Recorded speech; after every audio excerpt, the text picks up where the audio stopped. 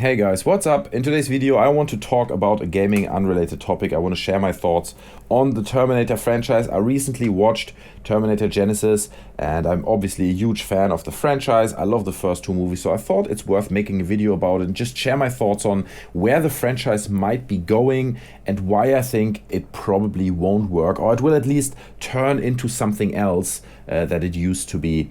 Obviously, huge spoiler alarm. I will talk about Terminator Genisys in this video. If you haven't seen it and you don't want to spoil yourself, then end the video right here. This is all the warning you're gonna get, by the way.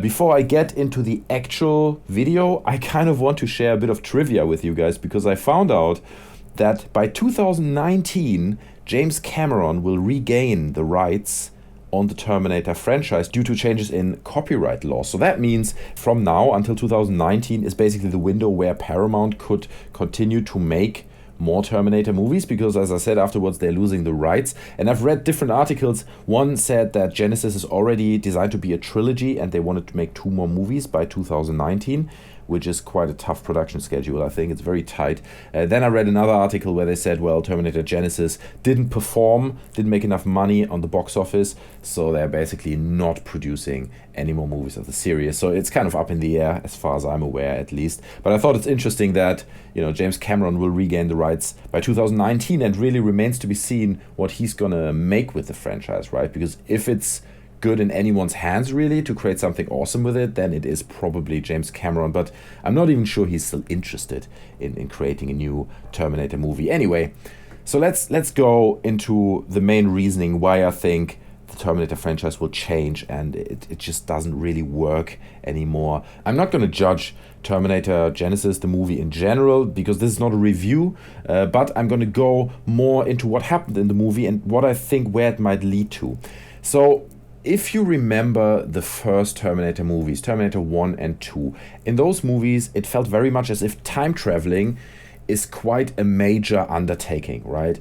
If humans want to send back another human in time, or the machines want to send one back, it's, it can't happen all the time, it's tricky to, and while it was never said specifically, it just felt like it's not an easy thing to send back a human or a machine in time. Now, in Genisys, we are actually seeing the time machine, and it feels much more as if time travel is becoming something that's much easier to achieve. You basically just need to put a person or a machine into that time machine and then push a button and it sends it back in time wherever you want it to go. And that leads to scenarios that we've seen in Genisys, right? You see that they're sending back a Terminator to find Sarah Connor, but there's already another Terminator there who has been with Sarah Connor basically for the past 10-15 years, protecting her, and then he takes out. They're already waiting for this Terminator to come through the time portal or land in the present time, and then they're just taking him out. So who's to say that the machines don't see that happening in the present and then send back another Terminator that kills that Terminator that's already waiting there just before it happens, just before he arrives? And I know this is a bit complex and you have to kind of bear with me. I try to explain it as clear as possible.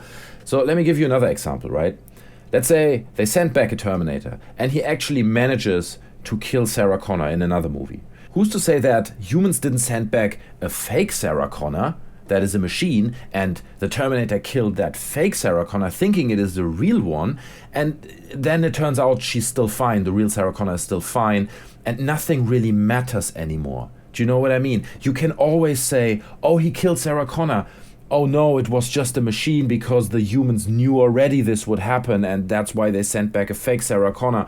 And actually, the machines already sent back another robot that prevents this from happening, and it just becomes an infinite loop of possibilities and nothing really matters anymore, because there can always be another time travel to relativize what just happened. So instead of a movie about machines trying to destroy humanity, it actually looks much more as if it would become a movie about time traveling with infinite possibilities of alternate timelines and universes, and it's all just about, we send one back, no, then we send one back, and he destroys her, but we knew that would happen, and then we send one back again, and it just makes the whole franchise completely meaningless, right? At that point, to me, it's not interesting anymore, and they're really losing the plot, and that's the thing that bugged me a little bit, and I know I'm actually judging the movie a bit, but bugged me a bit in Genisys, that it just felt like, all right, if you have this time machine and it works as easy as it does in the movie, then why not use it all the time? And at that point, the movie doesn't matter anymore, the whole franchise doesn't matter anymore. But it's not to say that this is only a bad thing, right? Because there are awesome time-traveling movies, and there are awesome time-traveling video games as well. Little bit spoiler alert there for Bioshock Infinite. If you haven't played it, then leave now. If you want to play it, yeah, okay. Oh, time window, okay. Basically, in Bioshock Infinite, you have all these alternate universes, you have all these different timelines, and it was just amazing. That's what made the story cool. So I'm not saying it's a horrible idea to do that. I'm just saying it loses the original spirit of the Terminator franchise right there. And it's a bit of a shame that they're not a bit more protective of that, but who knows, 2019, maybe James Cameron brings it back and brings it a bit more back to the original idea of the movie.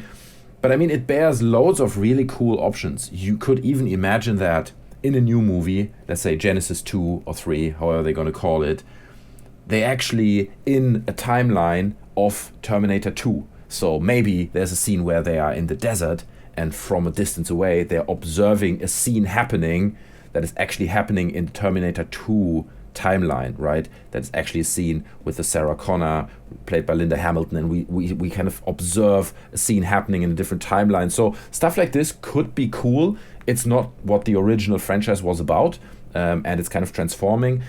So I'm a bit disappointed as a hardcore fan of the original movies, but it might go into an interesting direction. So guys, this is pretty much all I wanted to say. I hope you enjoyed it. If you have any thoughts on, timeline movies or timeline games or the Terminator franchise in general, then feel free to leave all that down in the comment section below. I hope you enjoyed the video. If you did, you can leave me a like, you can subscribe to the channel. That would be much appreciated. Otherwise, guys, take care, and I'll see you next time. I'm out. Bye.